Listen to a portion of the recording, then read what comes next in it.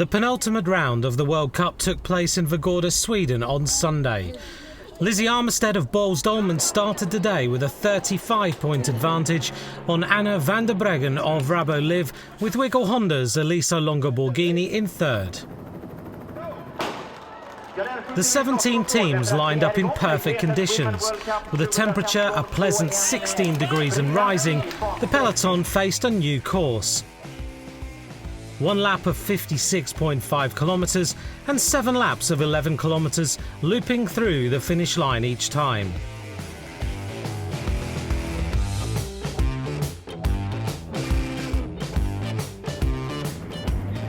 The main attacker on the opening circuit was Elena Bellato of Ale Cipollini.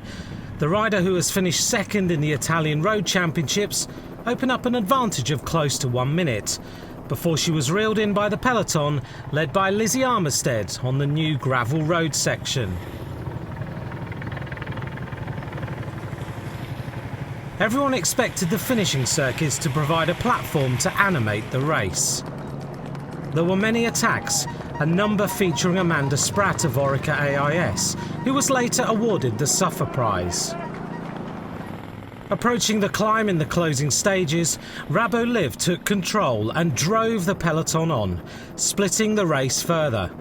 Lizzie Armitstead monitored the lead group, keeping close to Eliza Longo Borghini and Anna van der Breggen, her nearest challengers in the World Cup. No attacks managed to gain any advantage, and the race was set up for a sprint from a diminished peloton. Into the final corner, and Dutch champion Lucinda Brand led out. Carmen Small of Bigler hit the deck, slowing World Cup leader Armitstead and taking her out of the top places. Jolien D'Hoore powered on, the Belgian champion sprinting home to take her second World Cup win of the season.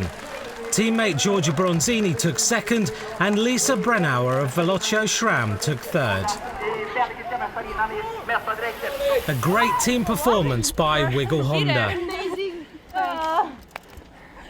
Here's the results of the penultimate round of the World Cup.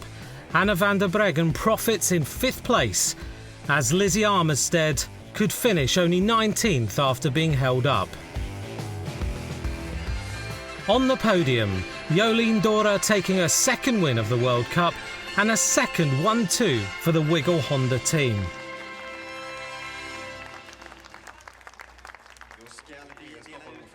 After her exploits today, the Suffer Prize presented by the Suffer Fest was awarded to Amanda Spratt of Orica AIS. Yeah, I guess you're right. I suffered a lot out there today. Being a race in Sweden, we really wanted to get our Swedish rider Emma Johansson up, as well as Katrin Garfoot, who's been really strong. So basically my role today was to make it as hard as possible once we got to those 7 finishing circuits, and I just had to keep picking moments and attacking, and I had my other 2 teammates, Gracie Elvin and Chloe McConville as well, attacking. So I feel like I can share the champagne with them as well tonight. And thinking that you've won the Suffer Prize, did you suffer out there today? I did suffer. I think I stopped looking at my heart rate monitor because it was maxing through the roof. So I definitely suffered out there. I was chewing a fair bit of handlebar during it. And here's the standings with 1 round to go. It's going to be right down to the wire. A stunning day for Wiggle Honda, made even brighter as D'Hoore moves back into the World Cup leaders jersey with 1 round to go in France next weekend. In the first World Cup in Drenthe, I didn't expect it to have the jersey, and now at the end of the season, I can still wear it again. It's a really good feeling, and it shows that I'm really consistent the whole year already, and I'm really proud of that.